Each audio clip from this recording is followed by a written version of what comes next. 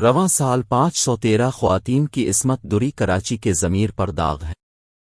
کراچی 2022 کا سبکدوش ہونے والا سال کراچی کے چہرے پر تکلیف دہ اور بدصورت نشانات چھوڑ گیا جب ریپ کے پرتشدد جرم کی بات آتی ہے، کیونکہ گزشتہ 12 ماہ میں 500 سے زائد خواتین اور لڑکیوں کو جنسی زیادتی کا نشانہ بنایا گیا، یہ جمعہ کو سامنے آیا۔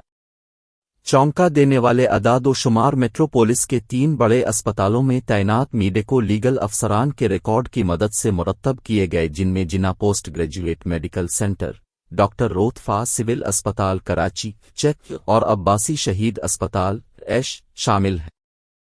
پولیس سرجن آفس کراچی کے زیر انتظام اعداد و شمار کراچی میں عصمت دری اور قتل کے واقعات میں غیر معمولی اضافہ کو ظاہر کرتے ہیں۔ اس کے علاوہ نقب زنی کے واقعات کے دوران مزاحمت پر لوگوں کو گولی مارنے کے واقعات میں بھی اضافہ ہوا ہے۔ نون سے بات کرتے ہوئے پولیس سرجن ڈاکٹر سمیہ سید نے کہا کہ 513 خواتین کو جنسی زیادتی کا نشانہ بنایا گیا، جبکہ 3649 خواتین گھریلو تشدد کا شکار ہوئیں جنہیں طبی معائنے کے لیے ہسپتال لایا گیا تھا۔ عصمت دری کے واقعات کے سرکاری اعداد و شمار پر تبصرہ کرتے ہوئے وکیل اور حقوق کارکن ملیحہ ضیاء لاری کا خیال تھا کہ اصل اعداد و شمار رپورٹ کردہ سے زیادہ ہو سکتے ہیں۔ 2022 میں 3649 خواتین گھریلو تشدد کا شکار ہوئیں۔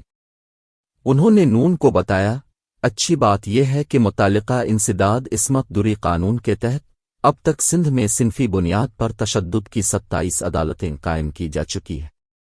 محترمہ لاری، جو لیگل ایڈ سوسائٹی کی ایسوسی ایٹ ڈائریکٹر ہیں، نے کہا کہ ان کی تنظیم کی طرف سے کیے گئے ایک حالیہ سروے سے پتہ چلتا ہے کہ صنفی بنیاد پر تشدد کی عدالتوں میں سزا کا تناسب 11% سے زیادہ ہے۔